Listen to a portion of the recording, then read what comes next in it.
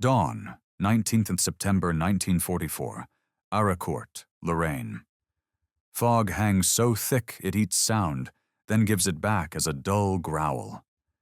Panther silhouettes slide out of the whiteness, engines pulsing, turrets feeling their way across empty air, and every driver is guessing where the road ends and the field begins.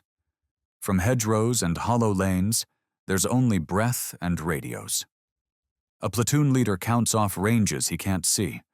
Somewhere ahead, Maybach engines cough, gearboxes clatter, and steel moves like a blind giant through wet grass. This is how a newly formed German Panzer Brigade, built around Panthers and Surprise, collides with Creighton Abrams's Hunters and a U.S. artillery clock that never misses. If you want more frontline decisions that flipped battles, subscribe and buckle in. Lorraine is about to show how speed, radios, and timing beat raw armor.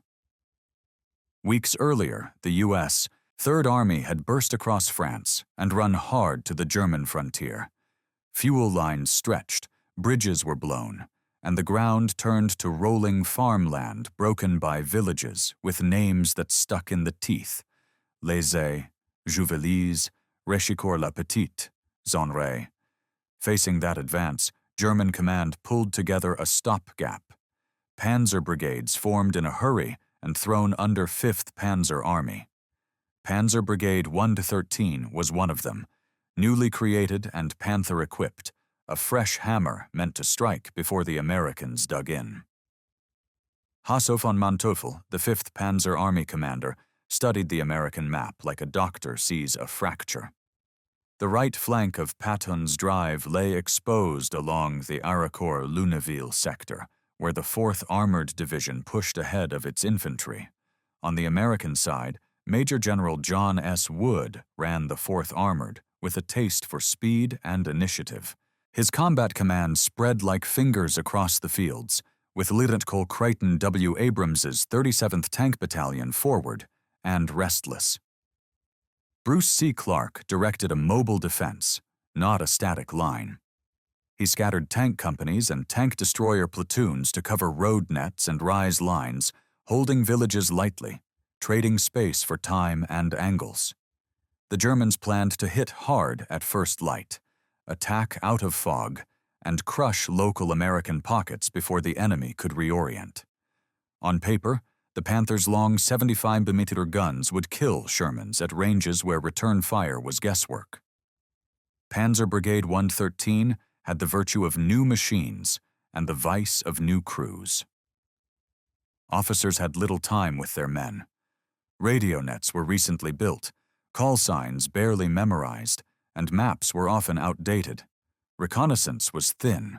The Panzer Brigade organization carried less infantry and organic artillery than a full panzer division, and its reconnaissance element lacked depth. It depended on speed and shock more than sustained combined arms weight. American intelligence did not expect an entire fresh Panzer Brigade to appear here. Supply columns were hustling fuel and ammo in fits and starts, and the 4th Armored was still pressing without a perfected defense. Then the weather intervened. Fog rolled in over the Marne-Rhine Canal country and settled into every fold in the ground. Visibility dropped to 50 meters, sometimes less, smothering the Panther's best advantage, long, clean shots. U.S. doctrine rewarded units that talked fast and moved faster. The 704th Tank Destroyer Battalion fielded M18 Hellcats, open-topped, light, and fast. In clear weather, they were glass cannons. In fog, they were whispers with a bite. Artillery sat behind the lines with meticulously surveyed firing data. Fire direction centers were ready to stack battalions of 105 Meteors and 155 Meteorgus into time-on-target missions, where rounds from distant batteries arrived at the same second. This system worked because the Americans treated time and communication as weapons. Forward observers rode up with tanks and infantry, called grid squares with calm precision, and trusted that every battery from Rechicourt to Luneville would hit the clock. German radios suffered under crowding and unexpected interference. Antennas were fragile in the brush. Commanders struggled to synchronize units in the soup, and those Panthers weren't designed for knife fighting through hedges and crossroads they couldn't see. Hellcats favored side shots, not wrestling matches.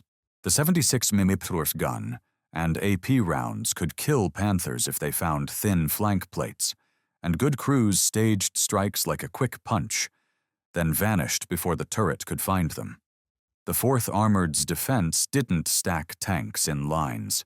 It scattered hunter-killer teams across terrain that channeled armor, sunken roads, village streets, and fields bordered by drainage ditches. If a Panther column rolled blind, something fast would bite from the edges. The stage at Arracourt was a geometry problem made lethal by fog. German thrusts needed direction to be efficient. American defenders needed only to angle shots, delay, and keep calling steel from the sky. At first light, the Panthers move. Engines mumble, clutches bite, and tracks rake the wet hay around Liaison. A company leader raises his binoculars and only sees a wall of gray, then the vague slab of a barn and a tree like a ghost's arm.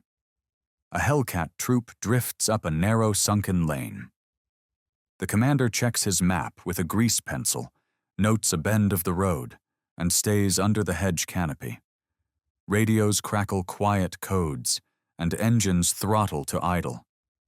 Panthers reach a crossroads near Juvilais and hesitate. The lead tank's driver can't find the road sign and inches forward. A second Panther noses up and kisses the first's rear stowage box. Turrets traverse, but they're hunting silhouettes that aren't there. The M18s are watching oblique angles, not head-on. One Hellcat waits behind a stack of hay bales, turret already trained at 2 o'clock.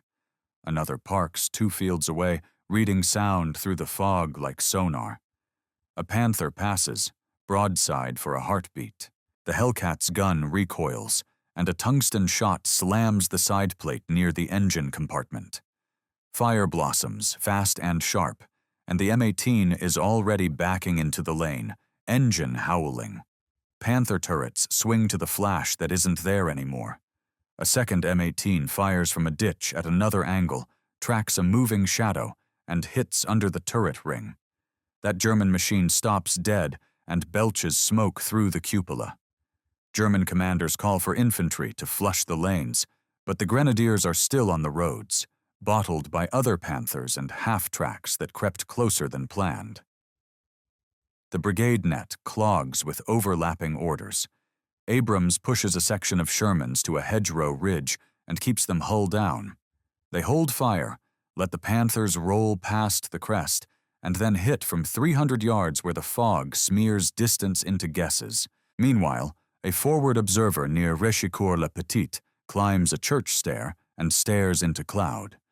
He fixes his map by the sound of engines and the glint of a muzzle flash that winks, then vanishes. The fire mission folds into his voice like muscle memory.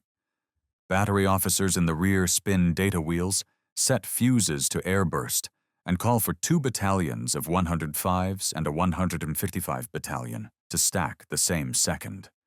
The grid lands, the clock hits, and the sky answers.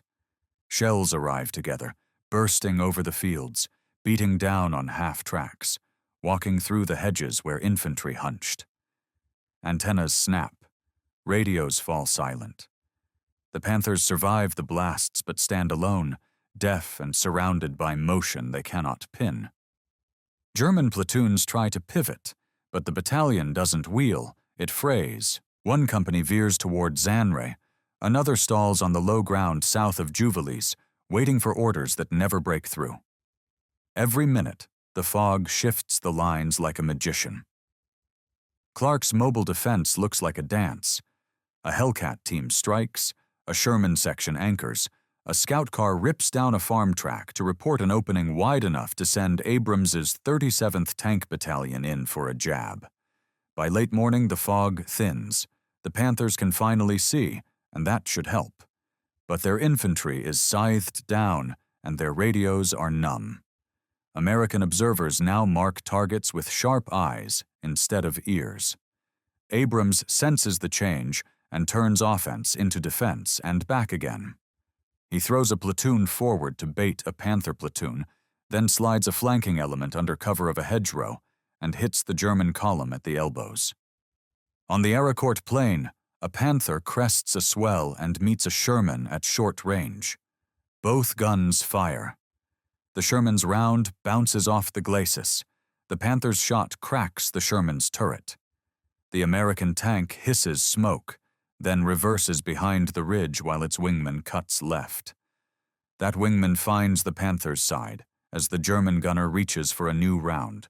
The Sherman fires fast, once, twice, then a third round punches into the engine deck and turns it into an oven. The Panther dies without drama, just a long exhale of flame. Another German thrust forms near Luneville. The command still wants mass and momentum.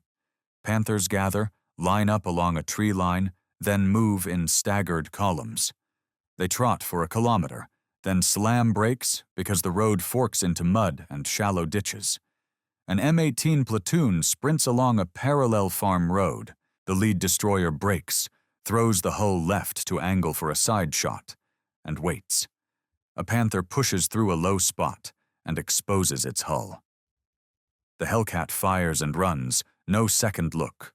Artillery returns, hammering crossroads where German support tries to untangle.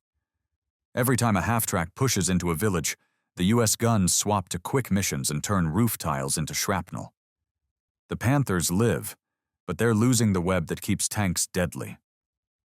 By mid-afternoon, the fields carry burning spots like a disease. Some Panthers are intact but empty on fuel. Drivers step out, stare into the fog's ragged edge, and wait for a tow that won't arrive. Commanders wave crews back to a hedge line that is no longer theirs. On the U.S. side, losses exist but are measured, and many damaged tanks are recoverable. Maintenance crews roll forward at dusk to yank wounded Shermans out of ditches and set them right by sunrise. Night falls cold and wet. The German brigade pulls back a few kilometers to lick wounds and reset.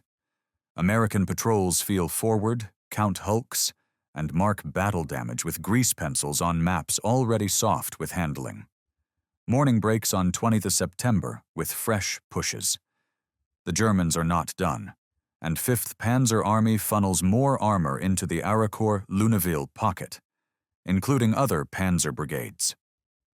Panthers roll again, this time trying different axes, probing for seams. American defenses flex. Clark shifts a combat command a village over without waiting for perfect orders. Abrams slides his battalion to cover a gap many thought didn't exist until a column of German armor materializes there like a mirage.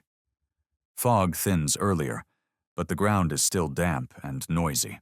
A Panther company tries to punch between Lizy and Juveles, but the approach road is now zeroed by artillery. The first burst comes without adjustment, and shells walk the column from rear to front. Hellcats wait at bends, angled to put shots behind road wheels. One misses and pays for it when a Panther's coax rakes his open top. The driver still claws reverse, smoke and splinters in the crew compartment, while the wingman storms forward and scores the kill his partner missed. Shermans work in pairs, using one as bait and the other as butcher. An American platoon leader calls for smoke, drifts behind it, then pops out to let fly at 200 yards. He retreats as another pair slides into the notch he left behind. The German response is earnest and brave, but coordination keeps failing. The brigade's artillery is too light and too busy. Infantry ride when they should dismount, and dismount when it's too late. The radio net sounds like a crowded room where everyone shouts at once. As the battle spills toward Réchicourt-la-Petite, a Panther battalion commander tries to stitch a coherent line. He orders scouts forward but has too few, and the scouts he does have melt into the mist of the farm lanes and don't return. By late day, the 4th Armored has taken lumps, but its shape remains. Maintenance crews, recovery tanks, and ammo trucks sit much closer to the fight than the Germans expect, and that closeness keeps American units in play cycle after cycle. Forward observer teams barely sleep. They shift from a church spire to a water tower to a barn loft, dragging wire and radios, calling bursts onto any German formation that tries to reform into a hammer. The Germans attack again through 22 September and beyond, pushing in different places with familiar tools. Arracourt's fields keep eating tanks. In the last week of the month, the weather clears more often, but the momentum is gone, and every run-up costs them. Meanwhile, U.S. doctrine tightens the screw. The mobile defense builds muscle memory. A unit falls back without panic. The next unit rotates forward, artillery rattles the windows, and tank destroyers hunt edges the way they did on the first foggy morning. Arracourt's villages become waypoints of a system rather than prizes to die on. When a German column enters a town, it is already under a fire plan. When it leaves, it lurches into another. Crews on both sides are exhausted. German Panthers that remain run hard, engines hot and fuel low, and the crews are learning under fire. American tankers are learning too, turning guesses into habits and habits into reflex. By 25-29 September, the last heavy thrusts lose direction and fade. Wrecks mark the lanes, burned patches scar the wheat stubble, and the Arracourt plain settles into the uneasy quiet that follows a fight gone wrong for one side and right for the other. In the near term, the battlefield belonged to the 4th Armored Division. Patrols counted knocked-out Panthers and half-tracks, rounded up crewmen who wandered in the haze, and dragged American wounded and damaged tanks back to life. Records vary on the exact number of Panthers that made it back, but the brigade had been mauled and pulled out piecemeal. U.S. units used the pause to refuel, patch armor, and rotate crews for a few hours of sleep. German remnants retreated behind fresh screens, and command shifted reserve armor to contain the sector rather than break through it. This mattered because the counteroffensive in Lorraine lost its teeth here. By wrecking newly formed panzer brigades, the Americans blunted 5th Panzer Army's best chance to stall Patton's advance with shock action. It also mattered because it validated the 4th Armored's system. Mobile defense, fast, communications, ruthless artillery timing, and hunter-killer tactics that turned Fog into a U.S. ally. Procedures changed on both sides. U.S. commands doubled down on time-on-target drills, embedded observers deeper, and trusted tank destroyers to work as cavalry. German staffs re-examined Panzer Brigade organization, looked for more reconnaissance and infantry balance, and learned the hard limits of Panthers without eyes, fuel, and a tight radio net.